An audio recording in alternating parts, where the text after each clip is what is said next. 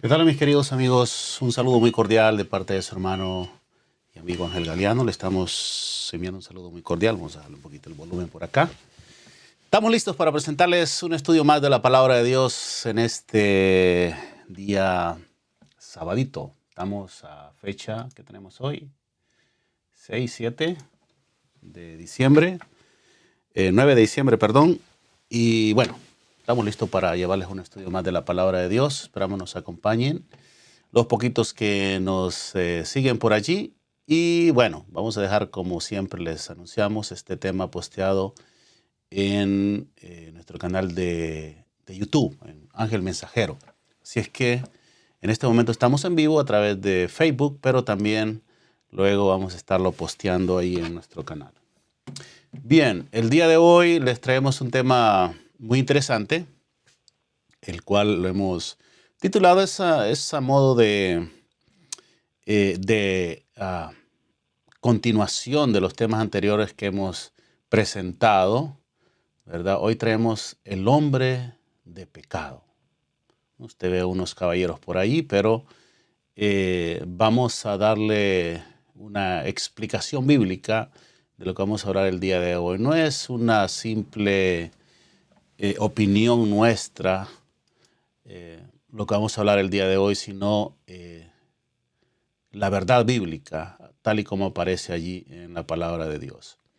Antes que todo, mis queridos hermanos y amigos que nos ven, quiero invitarles para que podamos tener una palabra de oración el día de hoy y luego vamos a estar comenzando. Vamos a iniciar de inmediato con nuestro estudio del día de hoy. Al final vamos a acordarnos de leer un poco. Si alguien nos escribe por ahí, la semana pasada nos escribieron algunas personas y lástima que se nos olvidó checar los mensajes porque ya estábamos sobre hora. Pero vamos a tener una palabra de oración para iniciar en este preciso momento. Y por supuesto, al final, si Dios así nos lo permite y tenemos el tiempo y nos acordamos, vamos a estar ahí revisando las redes sociales. Oramos, querido Dios y Padre, ahora que vamos a iniciar con el estudio de su palabra, le pedimos que, como siempre, le solicitamos nos dé la inspiración, las palabras, un análisis correcto de lo que es la palabra de Dios. Y le pedimos, Señor, que usted pueda también tocar los corazones y el interés de los amigos que han de ver este video. Se lo pedimos en el nombre de Jesús. Amén. Bien, ya estamos a 9 de diciembre, estamos en el último mes del año 2023. Qué rápido se va el tiempo, ¿verdad? Así es que, bueno, eso nos llama la atención muchísimo, sobre todo para aprovechar el tiempo. ¿Qué les parece si nos vamos a lo que es la palabra de Dios? Hoy quiero presentarles el día de hoy rápidamente este tema que sin duda alguna siempre ha causado controversia. ¿Quién es el hombre de pecado? Pero la palabra de Dios no se equivoca. Realmente la palabra de Dios es muy clara, muy clara. Y nosotros no podemos irnos para otro lado, no podemos ignorarla y tenemos que analizar los acontecimientos que están pasando a la luz de la palabra de Dios. Y la palabra de Dios nos decía que este misterio que comenzaba ya en los años, en la época apostólica, se iba a extender hasta el tiempo del fin. Hoy no vamos a hablar de lo que está haciendo en el tiempo del fin, pero lo vamos a llevar un poquito cerca y ustedes después sacarán las conclusiones si nos queda chance y podemos preparar otro tema para qué es lo que está haciendo actualmente este poder. Pero quiero no adelantarme, sino iniciar con este tema el día de hoy. Y bueno, ¿qué podemos decir? Eh, el apóstol Pablo, en su segunda carta a los tesalonicenses, predijo la gran apostasía que se habría de suscitar, ¿verdad? Como el resultado o el establecimiento del poder papal, declaró el apóstol Pablo respecto al día de Cristo. Ese día no puede venir sin que se venga primero la apostasía y sea revelado el hombre de pecado, el hijo de perdición, el cual se opone a Dios y se ensalza sobre todo, dice, sobre todo lo que se llama Dios o que es objeto de culto, de modo que se sienta en el templo de Dios ostentando que Él es Dios o autodefiniéndose como Dios. Eso está en segunda de Tesalonicenses capítulo 2 versículos 3 y 4. Además, el apóstol Pablo advierte a sus hermanos que el misterio de iniquidad está ya obrando, según el verso número 7, ¿verdad? Ya en aquella época veía él cómo se introducían en la iglesia errores que prepararían el camino para el desarrollo del hombre de pecado. En el comienzo de la historia de la iglesia, el ministerio o el misterio de iniquidad predicho por el apóstol Pablo comenzó a hacer su obra impía, y al insistir en sus herejías, los falsos maestros acerca de los cuales Pablo amonestó a los creyentes, muchos fueron engañados por falsas doctrinas. Algunos vacilaron bajo las pruebas y fueron tentados a abandonar la fe. En el tiempo cuando Juan recibía esta revelación, muchos habían perdido su primer amor a la verdad del Evangelio sobre todo, pero en su misericordia Dios no dejó que su iglesia permaneciese en la apostasía. En un mensaje de infinita ternura reveló su amor hacia ella, ¿verdad? Y su deseo de que hiciera una obra segura para la eternidad.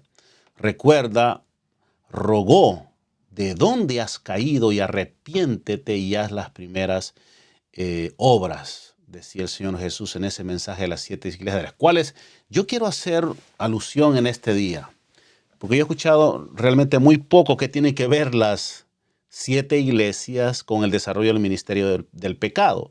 Créanlo que tiene que ver muchísimo, como lo vamos a ver a continuación. Ya en la época de Juan, la herejía estaba muy marcada dentro de los cristianos de esa época, ¿verdad? Valga la redundancia. Jesús, en el mensaje de las 7 iglesias, le reveló a Juan lo que el misterio de iniquidad estaba haciendo ya en su época, pero también lo que haría en toda la historia hasta nuestros días. El mensaje en las 7 iglesias, Dios denuncia, o Jesús denuncia, lo que Satanás estaba preparando, aunque ya Pablo en sus días ya lo había denunciado, pero usted sabe, la palabra de Dios compatibiliza. La palabra de Dios, decía el profeta, un poquito aquí, un poquito allá. Así es como nosotros podemos encontrar las verdades bíblicas. Y es lo que vamos a hacer el día de hoy. Vamos a ver cómo Juan armoniza con los escritos de Pablo. Veamos lo que se le reveló a Juan en cuanto a este misterio. Vamos a ir rápidamente. Les voy a presentar acá este versículo en Apocalipsis 2:2 dice: yo conozco tus obras. Este era el mensaje, el primer mensaje que estaba enviando Jesús, ¿verdad?, a las iglesias. Y a la iglesia de Éfeso le dijo: yo conozco tus obras y tu arduo trabajo y paciencia, y que no puedes soportar a los malos. Y has probado, escuche bien, a los que se dicen ser apóstoles. El apóstol Juan, ya a final del siglo I, miraba que se estaba realizando esto con mucho más presencia que en los días de Pablo. Ya él decía que esta iglesia de Éfeso había probado. Acuérdate que el mensaje de la iglesia de Éfeso era una iglesia literal que estaba ubicada ya en la parte norte de Israel, ubicándola hoy en día, especialmente en el área de Turquía por allí. Dice, y has probado a los que se dicen ser apóstoles y no lo son. O sea, habían individuos allá que se estaban levantando como que eran mensajeros de Dios, como que eran profetas, como que eran apóstoles y no lo eran. Y como esta iglesia era poderosa, el Espíritu Santo caminaba en medio de ellos, ahí los podían identificar falsamente, como hoy en día pudiésemos identificar a un falso profeta. Y entonces dice la palabra de Dios, como podemos ver aquí, no, y dice, y no lo son, y los has hallado mentirosos, los has hallado mentirosos, decía la palabra de Dios. Bueno, y más adelante dice ya en Apocalipsis 2:6, pero tienes esto, tenía otro punto a favor esta iglesia, y es que aborrecía a unos individuos que le llamaban los Nicolaitas, los cuales yo también aborrezco, decía el Señor Jesús a este mensaje de las 7 iglesias. Luego, él se dirige a la iglesia de Esmirna y le dice allí en Apocalipsis 2:9, vamos a ver qué le dice en Apocalipsis 2:9, dice la palabra de Dios, rapidito vamos a pasar. Yo conozco tus obras. Escúchelo, este es un mensaje a la iglesia de Esmirna, o sea, una iglesia diferente a la de Éfeso, siempre en el mismo contexto. Dice, yo conozco tus obras y tu tribulación y tu pobreza, pero tú eres rico. Le dice un lenguaje similar al que usa Jesús, el testigo fiel, a la iglesia de la Odisea. Pero dice, pero tú eres rico, y la blasfemia de los que se dicen ser judíos y no lo son, sino sinagoga de Satanás. Ay, ay, ay. Ya en aquellos días había unos judíos allí que Jesús les decía, ustedes no son más que sinagoga de Satanás. Y dice ya en el versículo 2:10, siempre dirigiéndose a la iglesia de Esmirna, no temas en nada lo que vas a padecer. He aquí, el diablo echará a algunos de vosotros en la cárcel, escúchelo, venía la persecución, para que seáis probados y tendréis tribulación por 10 días. Sé fiel hasta la muerte y yo te daré la corona de vida. Todos sabemos y la historia nos dice que una terrible persecución, no por 10 días, sino por 10 años por uno de los emperadores romanos paganos. Bien, después Jesús le dice a la iglesia de Pérgamo, sé dónde moras, donde está el trono de Satanás, pero no has negado mi nombre ni mi fe, pero los reprende porque hay muchos individuos que tienen doctrina de Balaán. Apocalipsis 2:14 nos dice la palabra de Dios, vamos a presentar aquí de inmediato, dice que enseñaba a Balac a poner tropiezos. ¿Se acuerda la historia de Balaán? Cuando le estaba ayudando a Balac a poner tropiezo ante los hijos de Israel, a comer de cosas sacrificadas a los ídolos y a cometer fornicación. Terrible mal.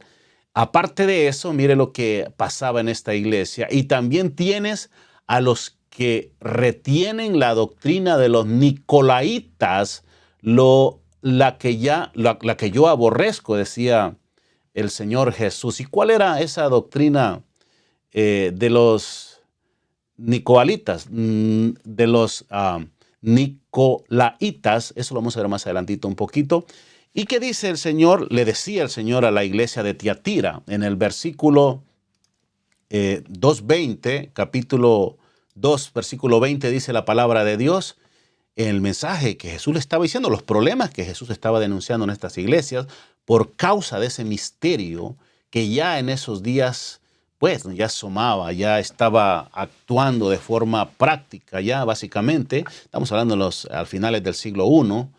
Dice, pero tengo unas pocas cosas contra ti que toleras que esa mujer, escúchelo bien, ha sido el problema de los cristianos, esa mujer Jezabel, aunque no estaba en persona, pero tenía las creencias y las actitudes y las prácticas de esta prostituta, dice de esa mujer Jezabel, que se dice profetiza, enseñe y seduzca a mis siervos a fornicar y a comer cosas sacrificadas a los ídolos. Mire qué interesante esta creencia, estas prácticas paganas que se estaban realizando allí en la iglesia de Tiatira. Estas personas enseñaban, según ellas, una ciencia superior. Decían que eran cosas profundas, así como hoy en día encontramos teólogos queriéndonos sorprender en cuanto a sus enseñanzas. Dice Cristo, mire qué interesante, Jesús toma las palabras que los apóstotas orgullosamente aplican a sus propias enseñanzas, lo que ellos llaman, y las aniquila, llamándolas profundidades de Satanás. Los agnósticos pretendían ser los únicos que conocían las cosas profundas. Seguidamente, Jesús le dice al mensaje de la iglesia de Sardis las siguientes palabras. Le dice a Sardis: yo conozco tus obras, que tienes nombre de que vives y estás muerta. Había un problema en la iglesia de Sardis. Dice que tienes nombre de que vives y estás muerta. Eso puede suceder hoy en día. Podemos decir que somos cristianos y tenemos el nombre de Jesús, pero hay denominaciones que están practicando o enseñando doctrinas erróneas. Eso es estar muerto espiritualmente. Apocalipsis 3:2 dice a esa misma mensaje, a la iglesia de Sardis, la que estamos hablando, ¿verdad? No he hallado tus obras perfectas, le dice, delante de Dios. Se estaba obrando terriblemente, no estaba obrando bajo la voluntad de Dios, según el testigo fiel, que no es más otro que el Señor Jesús. Pero cuando observamos el mensaje dirigido a Filadelfia, el tono cambia totalmente. Usted va a ver, a Filadelfia vemos que el testigo fiel no tiene mucho que reprochar. Solo habla de un grupo de personas que dicen ser judíos, pero que no lo son. Hoy en día nos pudiese pasar lo mismo. Se han levantado muchos grupos judaizantes, mesiánicos, etcétera, etcétera, hablando de la verdad, pero yo no quiero hablar ni a favor ni en contra de ellos, pero hay que estudiar la palabra de Dios y ponerla en su debido contexto, en su debido orden, si ellos están hablando la palabra de Dios tal y como es, o si están hablando verdad. Pero obviamente hay muchas creencias de los mesiánicos hoy en día que están mucho en duda. No pudiésemos irnos de una sola vez y decir, bueno, esta es la verdad. Yo creo que hay que llevarla y pasarla por la lupa de la palabra de Dios. Filadelfia podría utilizarse como una iglesia ejemplo, yo diría, ¿no? Para las iglesias de nuestro tiempo. Podríamos hoy las iglesias utilizar a Filadelfia perfectamente como una iglesia que está marchando ahí dentro de los caminos del Señor, dentro de los propósitos de Dios. Pero desgraciadamente, todas las iglesias cristianas, ¿verdad? Nos encontramos, y quiero meterme ahí yo también, justamente como Jesús lo vislumbró al mensaje, como se lo dice al mensaje a la iglesia de la Odisea. Y es justamente la iglesia a la que Jesús reprende enérgicamente y le dice: yo conozco tus obras, que ni eres frío ni caliente, y ojalá fueses frío o caliente. Interesante, ¿verdad? Frío o caliente.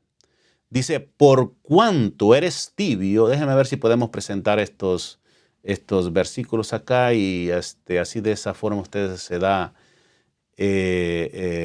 cuenta de lo que estamos hablando. Yo conozco, este es el mensaje de la Odisea: yo conozco tus obras, que ni eres frío ni caliente. Ojalá que fueses frío o caliente, pero por cuanto eres tibio. Hay personas que pudiesen decir, bueno, pero es peor estar frío, mejor estar tibio. Un cafecito tibio, un té tibio, es mucho mejor que uno frío. Pero no, en la palabra de Dios o eres frío o eres caliente, ¿verdad? Por tanto, decía el Señor Jesús, te vomitaré de mi boca, porque tú dices, yo soy rico y me he enriquecido y de ninguna cosa tengo necesidad.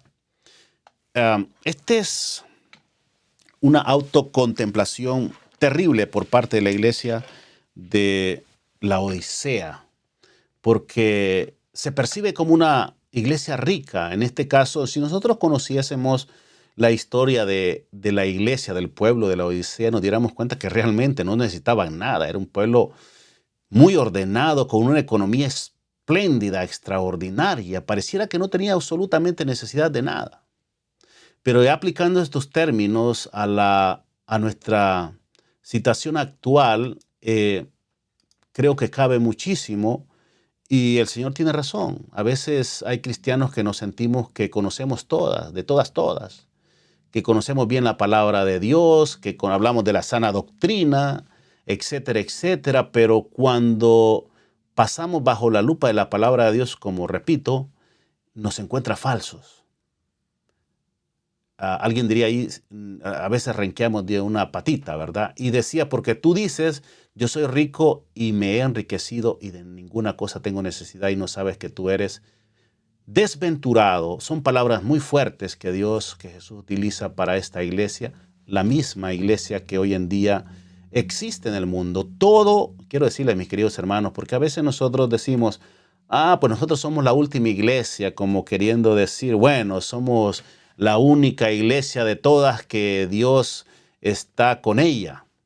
Pero ojo, yo creo que antes de decir que somos de la iglesia de la Odisea, tenemos que ser conscientes que los laodicenses están en una muy mala situación.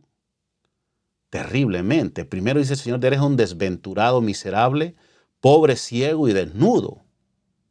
Y le dice, por tanto, yo te aconsejo que de mí compres oro refinado en fuego, para que seas rico y vestiduras blancas para vestirte. O sea, todo esto obviamente le damos una connotación espiritual.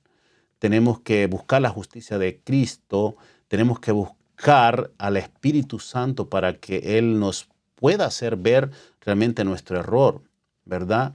Y las vestiduras blancas, que como dije representa la justicia de Cristo, es necesario que nosotros volvamos a esas vestiduras que se le fueron quitadas a Adán, ¿verdad? Antes de pecar.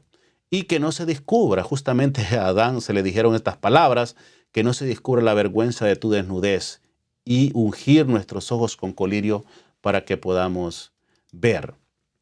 Y dice, porque el Señor es bueno, mis queridos hermanos y amigos.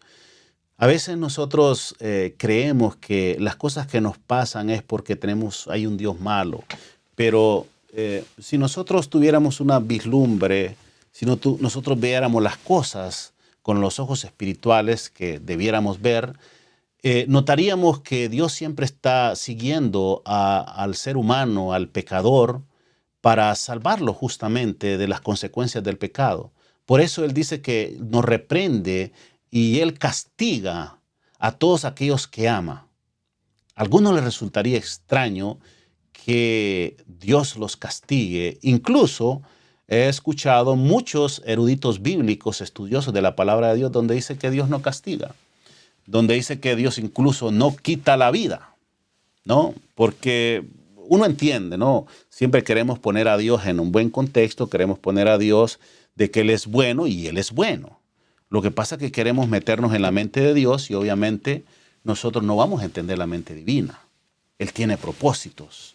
¿Quién entenderá los misterios de Dios? O sea, nosotros básicamente nos ahogamos en un vaso de agua y a veces queremos nadar en el océano. No podemos hacer eso simplemente porque nuestra mente es finita. Entonces dice el Señor en un mensaje de amor hacia la Odisea que representa hoy en día el cristianismo.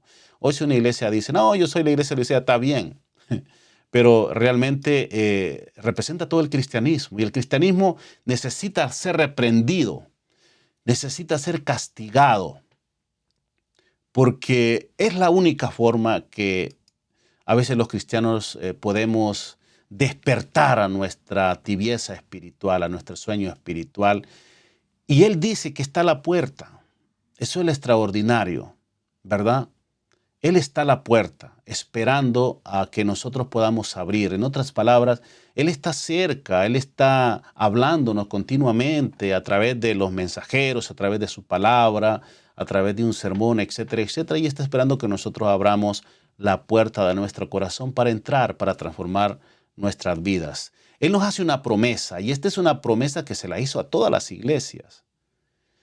Al que venciere, le daré que se siente conmigo en mi trono, así como yo he vencido y me he sentado con mi Padre en mi trono. Ese es el mensaje que el Señor Jesús envía a las iglesias, ¿verdad? Este grupo tiene un incentivo especial, este grupo de la Odisea. Tiene un incentivo especial de Jesús. Al que venciere, le daré que se siente conmigo en mi trono, dice su palabra, así como yo he vencido y me he sentado con mi Padre en su trono. Es algo extraordinario, mis queridos amigos. Ningún mensaje, la iglesia, el mensaje más terrible entre todas las iglesias que yo haya identificado es el mensaje de la iglesia de la Odisea. Pero también tiene una de las promesas más espléndidas y hermosas que el testigo fiel le puede hacer a un cristiano, y es sentarse al lado de su trono. No sé si usted había identificado esta promesa. A una iglesia que tiene una condición terrible. Esta era la situación de la iglesia cristiana en el primer siglo, ¿verdad? No obstante, también lo sería en el resto de la historia, o sea, hasta nuestros días. Pero iban a llegar momentos, mis queridos hermanos y amigos, cruciales para el cristianismo. Y fue entonces que a partir de la conversión nominal de Constantino el Grande al cristianismo, la iglesia comenzó a adoptar doctrinas, ceremonias y supersticiones que se incorporaron en la fe y al culto de los que profesaban ser discípulos de Cristo. Todos sabemos lo que aconteció. Si no, déjenme hablarles un poquito acerca de esta situación y del contexto, ¿verdad? La avenencia que hubo entre el cristianismo y el paganismo dio por resultado la fuerza que Pablo veía en sus días, el desarrollo del hombre de pecado, predicho en la profecía como oponiéndose a Dios y ensalzándose a sí mismo sobre Dios. Ese enorme, gigantesco sistema de falsa religión no era más que un resultado de la obra maestra del enemigo de Dios, de Satanás. Era un monumento de sus esfuerzos para sentarse en el trono y reinar sobre la tierra según su voluntad. Así que la conversión nominal de este emperador Constantino el Grande, Constantino I, a principios del siglo IV, causó gran regocijo, y el mundo disfrazado con capa de rectitud, se introdujo en la iglesia, ¿verdad? Desde entonces inició la gran obra de corrupción, progresó rápidamente. El paganismo que venía del imperio romano, un imperio que tenía cualquier cantidad de dioses, parecía haber sido vencido, pero finalmente fue el paganismo que venció a la iglesia de Jesús. Así que el espíritu paganista dominó de forma completa la iglesia. Sus doctrinas, ceremonias, supersticiones y todo este tipo de cosas que el paganismo traía fueron incorporadas a la fe cristiana. Entonces se hizo una mezcla del bien y el mal, ¿verdad? Y se mezclaron, ¿verdad? Se mezclaron tanto las doctrinas falsas con las doctrinas buenas, los discípulos de Cristo con los discípulos, con los agentes paganos del imperio. Y estos todos decían al final ser discípulos de Cristo. Pero ¿qué pasó antes de todo esto? ¿Qué había sucedido? Bueno, quiero contarles un poquito, tenemos tiempo todavía. ¿Qué pasó ¿Qué pasó antes? Estamos hablando de el año más o menos 300. Fue la época donde el cristianismo esta, se hizo esta mezcla, ¿verdad? El cristianismo con el paganismo se juntaron. Pero ¿qué había sucedido antes? ¿De dónde vino esta rama pagana? ¿De dónde vinieron todas estas prácticas? Bueno, en la época en la que surgió el cristianismo, en el siglo I, Roma era la capital del imperio romano, ¿verdad? Que se extendía por casi toda Europa, África, África del Norte y Asia Occidental, ¿verdad? Y el centro del desarrollo intelectual, cultural y artístico. La religión en el imperio era politeísta, adoraban muchos dioses, contemplando innumerables dioses y personajes históricos o míticos asimilados de otras culturas, sobre todo, ¿verdad? Estrategia que facilitó la adhesión de los territorios conquistados, ¿verdad? El culto a Jesús, muy interesante esto, se introdujo desde Jerusalén en los tiempos del emperador Tiberio. Creo que la palabra de Dios lo menciona, y desde su surgimiento los practicantes fueron discriminados y perseguidos, debido a que la ética cristiana criticaba los ideales romanos. O sea, la primera gran persecución contra este grupo sucedió el 18 de julio del año 64, perdón, un poquito antes de la destrucción de Jerusalén, cuando el emperador Nerón culpó a los cristianos de un incendio que devastó totalmente a la ciudad de Roma. Durante los gobiernos de Domiciano hasta Marco Aurelio, si bien el crecimiento del cristianismo se interpretaba como una amenaza a la estabilidad del imperio, la represión se dio solamente en algunas regiones, con los emperadores, uno que se llamaba Cómodo, otros Septimio Severo, Felipe el Árabe y Galieno, ¿verdad? Que nació allá en el año 253 y murió ya por el año 268. Bueno, no, esa época fueron la época de la persecución de Galieno. Hubo mayor tolerancia más o menos debido a que estos tenían familiares o simpatizantes cristianos, los emperadores. Entonces por eso hubo menos persecución sobre los cristianos, hubo mayor tolerancia, como dice la historia. Sin embargo, desde mediados del siglo III, ojo, la mayoría de los emperadores impulsaron medidas como el abandono forzado de su fe y el exterminio de la población cristiana para establecer la gloria del imperio. Entonces, deteriorado el imperio romano en ese entonces por los conflictos internos y externos que habían, ¿verdad? Especialmente bajo el gobierno de este emperador Diocleciano. En el año 303, él ordenó la destrucción de templos, quema de textos, liquidación del culto cristiano y el arresto de estos grandes líderes del clero, ¿verdad?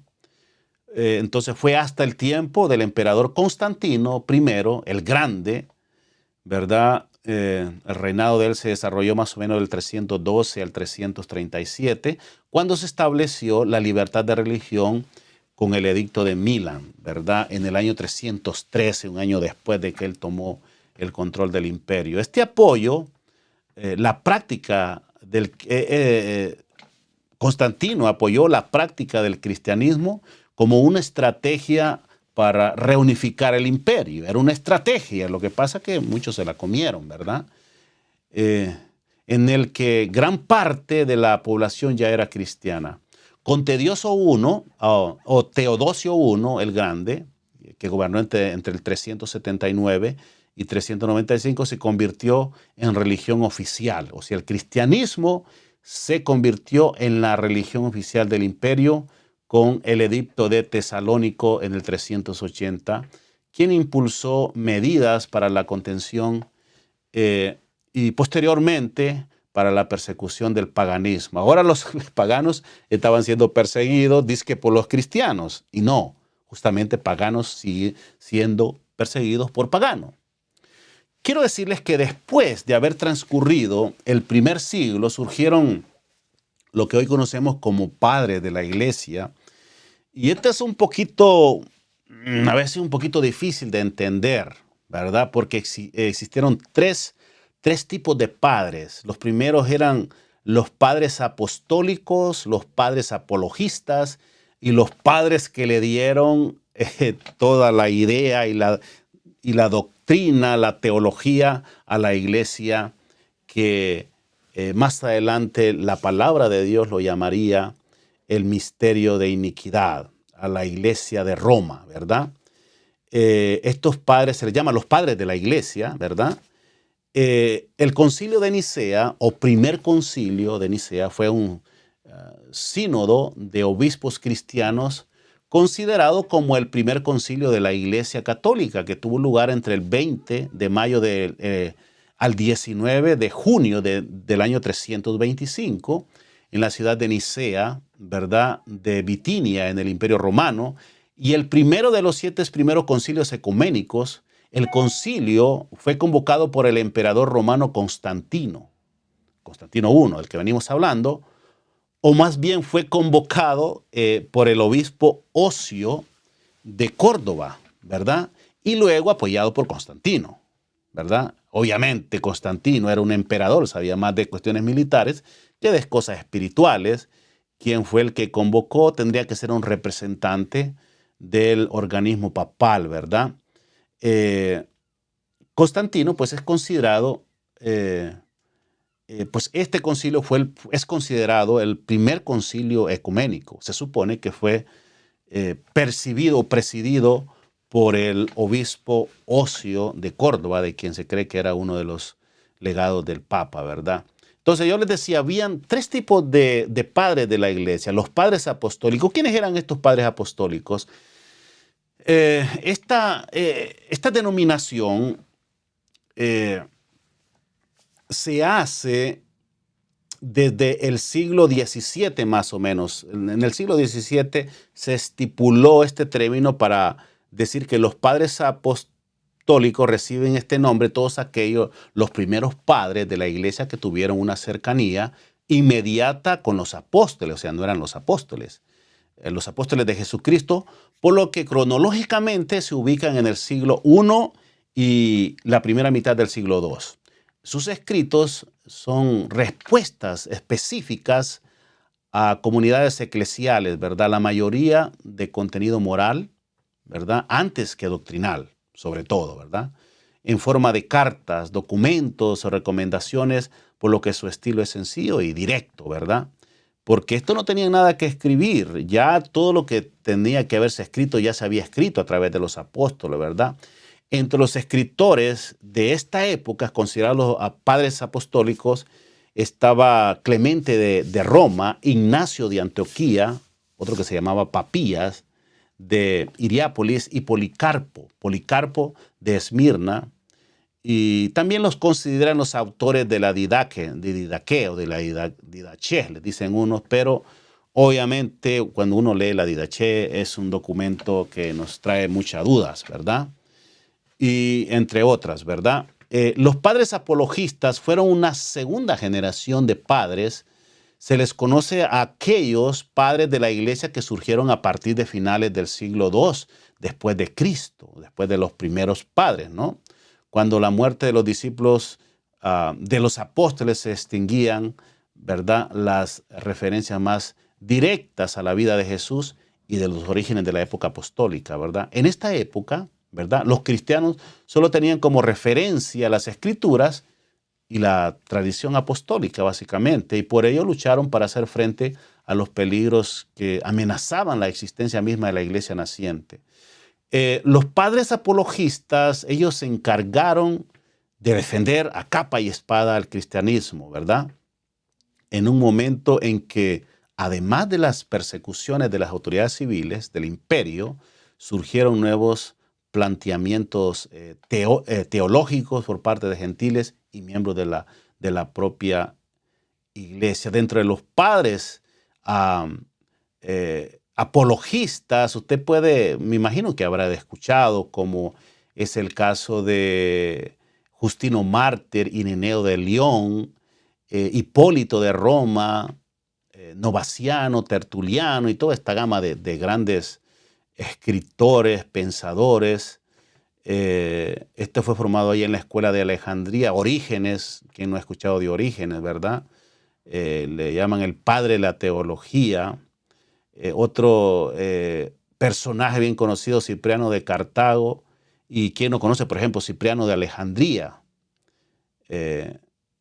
Y Luciano de Antioquía, ¿verdad?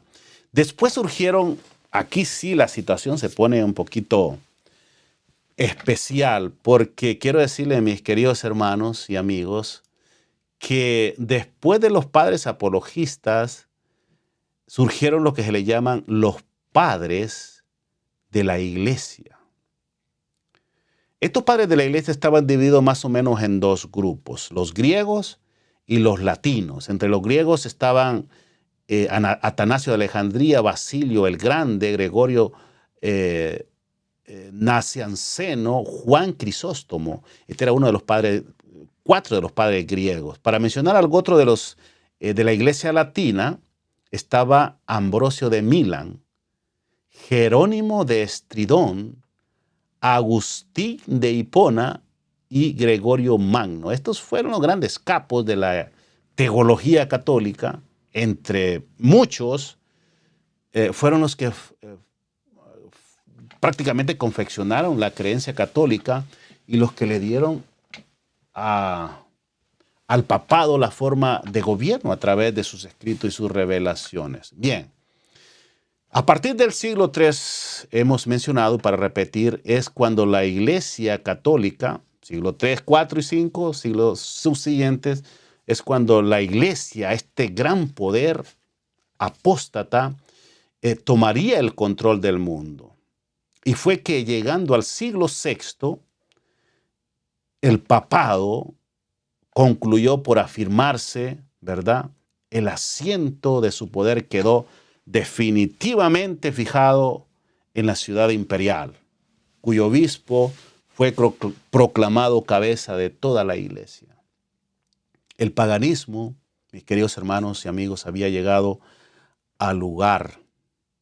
El paganismo había dejado, el lugar al papado. La palabra de Dios decía, el dragón dio a la bestia su poder y su trono y grande autoridad. Aquí saque usted sus conclusiones. Apocalipsis 13:2. Entonces empezaron a correr una extraordinaria profecía. Usted la ha escuchado, la profecía de los 1260 años de la opresión papal, predicha en las profecías de Daniel y el Apocalipsis. Daniel 7:25 y Apocalipsis 13:5-7. Los cristianos se vieron obligados a optar entre sacrificar su integridad y aceptar el culto y las ceremonias papales. A pesar de la vida pasar prácticamente toda la vida encerrados en calabozos o morir en el tormento, en la hoguera o bajo el hacha del verdugo, ¿verdad? Entonces se cumplieron las palabras de Jesús: seréis entregados aún de vuestros padres y hermanos y parientes y amigos, y matarán a alguno de vosotros, y seréis aborrecidos de todos por causa de mi nombre. Esto es lo que decía Lucas en el capítulo 21, versículos 16-17. La persecución se desencadenó, mis queridos hermanos y amigos, sobre los fieles con mucha furia, jamás conocida hasta entonces.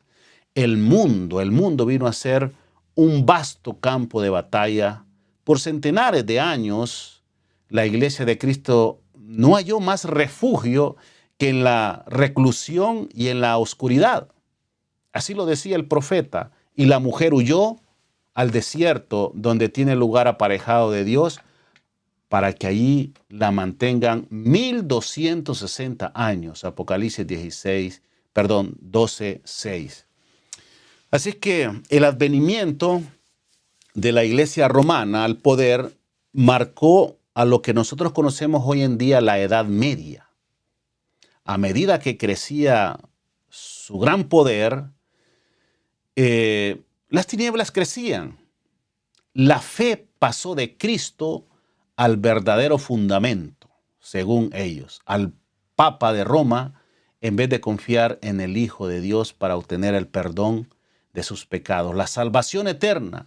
El pueblo recurría al Papa y a los sacerdotes y prelados a quienes él invistiera de autoridad. Se le enseñó que el Papa era su mediador terrenal y que nadie podía acercarse a Dios sino por medio de él.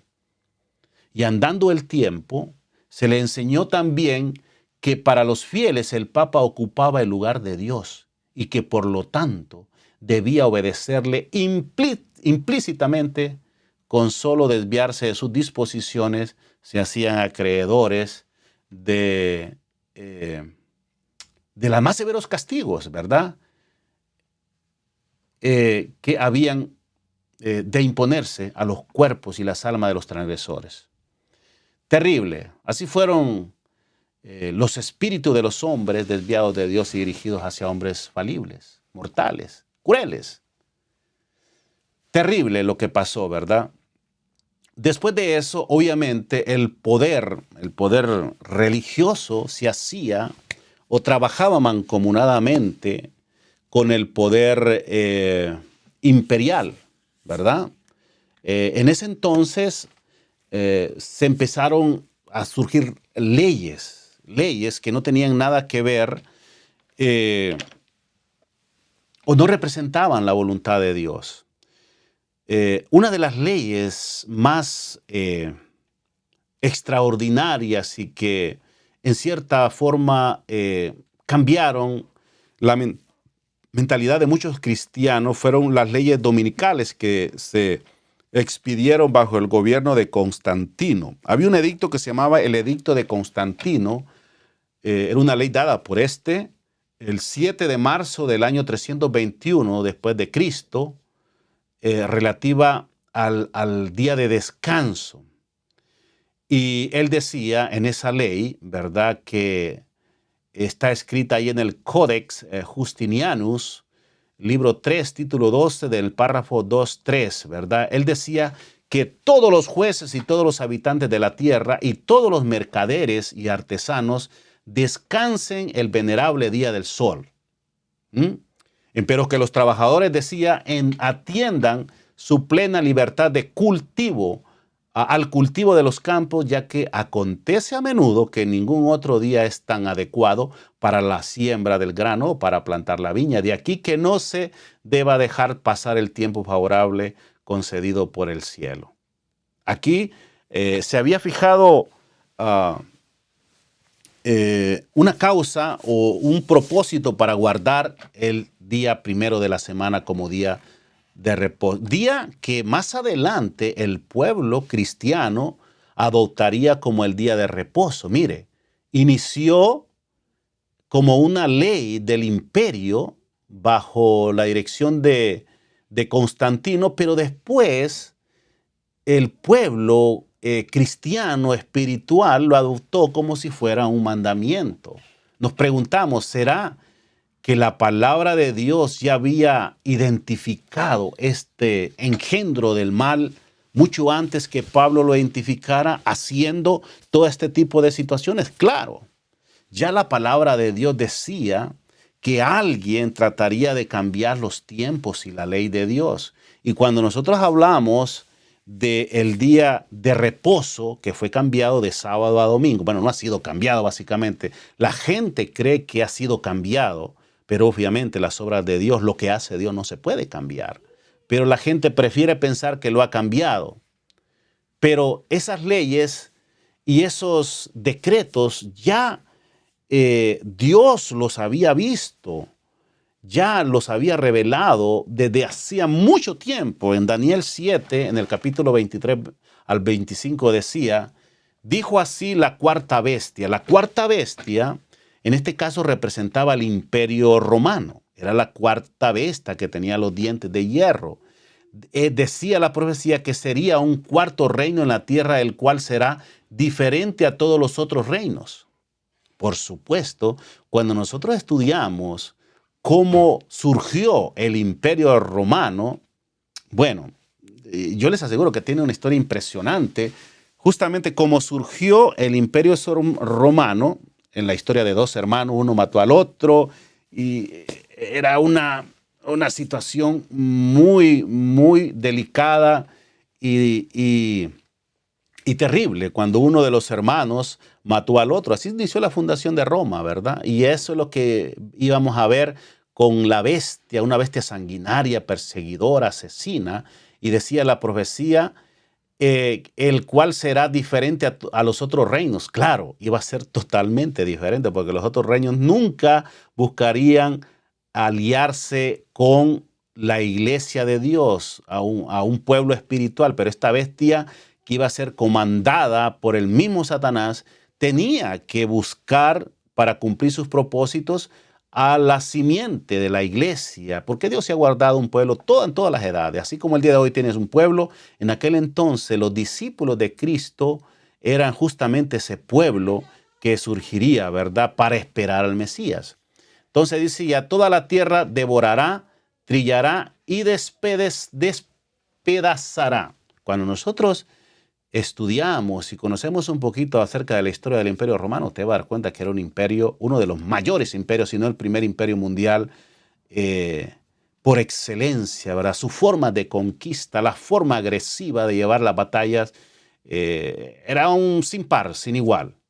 Dice que trillaría y despedazaría, dice, y los 10 cuernos significan que de aquel reino se levantarán 10 reyes.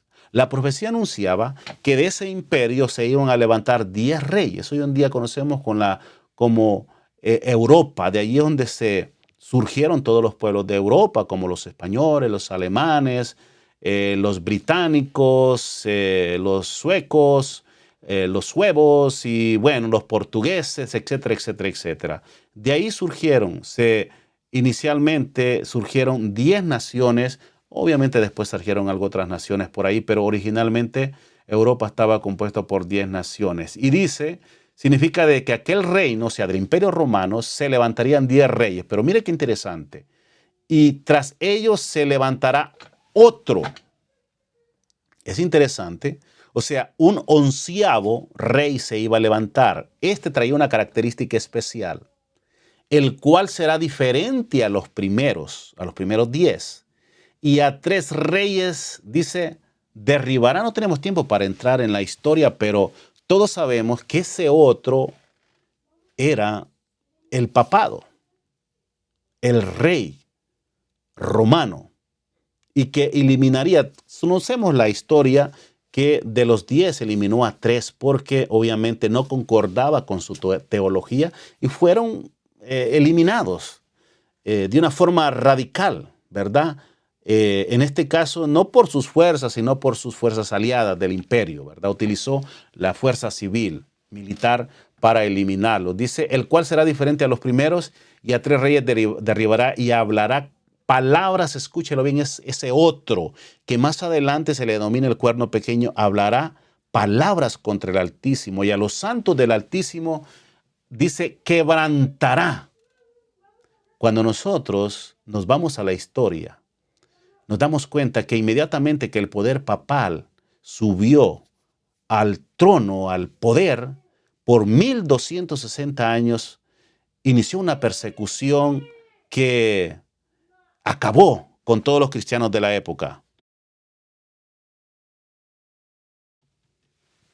Bien, dice, a los santos del Altísimo quebrantará y pensará en cambiar los tiempos y la ley, y serán entregados en su mano hasta tiempo y tiempos y medio tiempo. Muy bien, mis queridos hermanos, amigos, ya hemos llegado a un buen tiempo hablando de este tema y no queremos prolongarlo porque a veces se torna un poquito aburrido, pero la historia es interesante, muy importante, nos revela cómo este misterio de iniquidad iba avanzando durante la historia, los primeros 100 años, los siguientes 200 años, 300 y así, llegando hasta el siglo VI, cuando se afirmó en el poder papal y fue cuando comenzó a realizar las grandes persecuciones que dieron como origen la inmigración y más adelante las reformas entre los cristianos, ¿verdad? Así es que, mis queridos hermanos amigos, espero que esto sirva de punto como para iniciar su propia investigación, pero quiero decirles que Daniel había identificado este poder, ¿verdad? Ese otro. Daniel, inspirado por Dios, dice que hablará palabras contra el Altísimo y a los santos del Altísimo quebrantará y pensará en cambiar los tiempos y la ley. Escúchelo bien, los tiempos y la ley. Y serán entregados en su mano hasta tiempo y medio tiempo, que representan 1260 años. Este cuerno haría, o este poder haría tres cosas. Hablará palabras contra el Altísimo, a los santos del Altísimo quebrantará, y el otro pensará cambiar los tiempos y la ley. Hablaba de que serán entregados hasta tiempo y medio tiempo. Esto en profecía representa 1260 años, como le decía, donde este poder utilizaría su supremacía para llevar a cabo esos tres puntos. Y dice que quebrantaría a los santos del Altísimo. O sea, perseguiría. Interesante, toda esa profecía se cumplió al dedillo. Él trataría de cambiar los tiempos y la ley.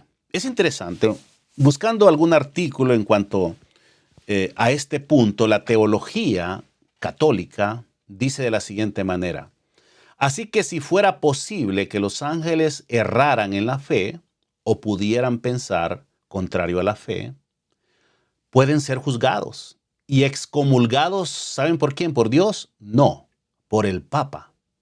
El Papa es como si fuera Dios en la tierra, solo soberano de los fieles de Cristo, supremo Rey de Reyes, teniendo la plenitud del poder a quien le ha sido confiado por el Dios. ¿Cuándo? ¿Dónde? Dice, por el Dios omnipotente, la dirección no solo del reino terrenal, sino también del reino celestial. El Papa, dice, puede modificar la ley divina. Ya lo decía Daniel, trataría de cambiar los tiempos y la ley de Dios, porque su poder no es de un hombre, sino de Dios, y obra en lugar de Dios en la tierra con plenos poderes para atar y desatar a sus ovejas. ¿Cuándo Dios le dio esta autoridad a un hombre? Jamás. Pero la profecía así lo decía desde hacía mucho tiempo. El Papa, dice esta cita, es una dignidad tan suprema y elevada que, hablando apropiadamente, él no ha sido establecido, dice, él no ha sido establecido en ningún orden de dignidad, sino que ha sido puesto sobre la misma cumbre de todas las dignidades. Él es la misma forma, el monarca divino, emperador supremo y rey de reyes. Esta es una cita de Ferraris, Lucy Ferraris, de esta escritura Pronta Biblioteca, Canónica, Jurídica, Moralis, Teología, Diccionario Eclesiástico Católico Romano. Aparecen todas estas citas por ahí. Tengo por acá las citas donde aparece, ¿verdad? Bueno, mis queridos hermanos y amigos, la profecía se cumplía. Ese gran misterio de iniquidad que hablaba Pablo en segunda de Tesalonicenses finalmente surgió. Y todo lo vemos, todos lo sabemos. Y todos lo estamos viendo en este momento. 1.200 millones de personas creen que el Papa es el representante de Cristo en la tierra. Creen que es el mismo Dios. Y por eso Él mismo se adjudica el poder de cambiar las leyes. Él puede hacer lo que se le antoja en este planeta. Es el Dios, el representante de Dios en la tierra. Parece difícil de creer, pero hay muchísima, la mayor parte de los cristianos, porque la Iglesia Católica está aglutinada a la mayor parte de las personas, bueno, que son cristianas, que es un término que a veces uno dudamos, ¿no? El que es cristiano, básicamente tiene que someterse a las creencias de Cristo. Y el sistema católico, como todos sabemos, se rige más por las costumbres, por las tradiciones que por los mandamientos de Dios. Y así lo decía la profecía. Entonces no lo podemos considerar como una iglesia cristiana. Pero bien, lo maravilloso de todo que Dios tiene entre todos aquellos que se dicen ser cristianos, les da la oportunidad de ser verdaderos cristianos. Y por eso, en el mensaje de los tres ángeles, hace un llamado para todos los que están en Babilonia. Justamente, Babilonia es representada por ese poder que aglutina todo este tipo de enseñanzas espiritistas, enseñanzas antibíblicas. El Señor sabe que hay personas honestas, sinceras en las diferentes organizaciones cristianas de este planeta. Dios sabe que hay personas sinceras. Y Dios sabe también que el engaño de Satanás se ha cernido por todo este tiempo. Hay muchas personas engañadas, pero Dios nos hace, y digo yo también, porque yo también estoy en Babilonia. El mundo entero es considerado Babilonia. Y créalo que Dios tiene una doctrina sana. Dios tiene un pueblo que practica la verdadera doctrina de la palabra de Dios. Pero tampoco puedo dejar de creer que el diablo siempre está metiendo las manos. El pueblo más atacado es aquel que es fiel. Pero yo sé que Dios tiene, y es así, efectivamente, hace un llamado para que todos salgan de Babilonia. Dice, salid de Babilonia, pueblo mío. Yo creo que todos estamos obligados. Es una necesidad que escuchemos el llamado de Jesús a su pueblo. Porque de una u otra forma, sea que estemos en las iglesias que aglutina, que surgió como de este misterio, como aquellas que han surgido de la protesta, de los cambios que han surgido durante el cristianismo, de las reformas, también el Señor las considera como que son hijas de esa Babilonia, de esa ramera, que también están contaminados. Y así seguimos la línea, nos daríamos cuenta que estamos salpicados. Tenemos que salir de muchas creencias. Hoy el mundo está creyendo en tantas cosas que la palabra de Dios no nos aconseja. Hay tantas celebraciones, usted celebra Navidad, usted celebra Semana Santa y así un montón de fechas que fueron creadas porque justamente este poder iba a cambiar los tiempos y la ley de Dios. Tenemos que abrir los ojos, hermanos, porque cuando nosotros digamos que no tenemos nada que ver con las enseñanzas de este misterioso poder, créalo que de repente pudiésemos estar allí dentro de ese grupo. Tenemos que examinarnos y pedirle a Dios que a través de su Espíritu Santo nos dé el discernimiento especial, un discernimiento especial para poder identificar todo ese tipo de situaciones en las que podemos estar metidos sin darnos cuenta. Que Dios nos bendiga, mis queridos hermanos. Hemos querido hablar de estos temas, es casi una serie, hay muchísimas cosas. Más adelante nosotros vamos a hablar del misterio de iniquidad en tiempos modernos. No sé cuándo vamos a hacer este tema, pero hay muchísima cosa y usted se va a dar cuenta de que este misterio es el que está llevando la batuta actualmente en el mundo. Actualmente, en este momento, según Apocalipsis, la bestia que sale de la tierra y la bestia que sale del mar con el falso profeta son los que van a gobernar finalmente en el tiempo del fin. Y obviamente con todo este tipo de organizaciones que están involucradas, porque la bestia, este poder extraordinario levantado por el enemigo de Dios, se ha mezclado entre todos los poderes de la tierra, los ricos de la tierra. La gente más poderosa, la gente más inteligente está prestando servicio a este poder hoy en día. Y por eso usted ve tantas organizaciones en el mundo, que la ONU, que la de salud, que la de derechos humanos, etcétera, etcétera. Todos tienen una relación muy estrecha. Todos son creados con un mismo propósito. Y usted lo va a ver en los tiempos, en los próximos días. Antes del 2030, usted va a ver un movimiento formidable en el mundo tratando de aglutinar a todo el globo terráqueo en un solo gobierno mundial. eso usted lo va a ver con toda seguridad. Ya se están formando las fuerzas, las podemos ver. Ya hemos visto cómo estos poderes están causando en la tierra el mayor caos posible para que la gente se atemorice y la gente pueda venir y pedir ayuda y poder ellos presentarse como los que resuelven los problemas. Así que, mis queridos hermanos, vamos a hacer más adelante un estudio del poder de iniquidad en tiempos modernos. Que Dios nos pueda bendecir. Les mando un fuerte abrazo. Esperamos que este estudio haya sido, bueno, de motivación para que usted siga estudiando la palabra de Dios. Sé que hay muchos elementos que de repente nosotros no pudimos cubrir, pero es demasiada información que difícilmente la podemos evacuar en tan poco tiempo. Bien, un saludo para Norma Sánchez, allá en Honduras, ¿verdad? Y a todos los que nos vieron por ahí, que van a ver este programa. Que Dios les pueda bendecir, mis queridos amigos. Vamos a despedirnos con una pequeña oración y luego les invito para que, si usted quiere ver este programa, lo pueda darle a replay y para que pueda más o menos repasar algunos puntos de interés que hemos tocado en este estudio. Querido Dios y Padre, gracias por su palabra. Gracias por ilustrarnos sobre lo que haría este poder, el imperio del mal, que traería mucho sufrimiento a sus hijos en el tiempo del fin.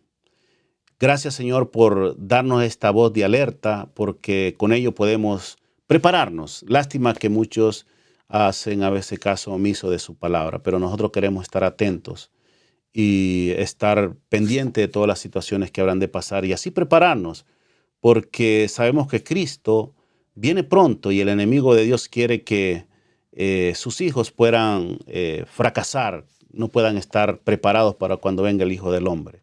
Señor, permita que este mensaje pueda llegar y pueda levantar el deseo de estudiar más sobre ello y abundar para estar mejor informado. Gracias por su palabra, Señor. Le pedimos una bendición para todos aquellos que vieron o están viendo este video y para los que lo verán también. En el nombre de Jesús. Amén. Bien, les mando un fuerte abrazo, mis queridos hermanos y amigos. Nos veremos en un próximo video, en un próximo estudio. Será la próxima semana, quizás. Así es que por el momento les decimos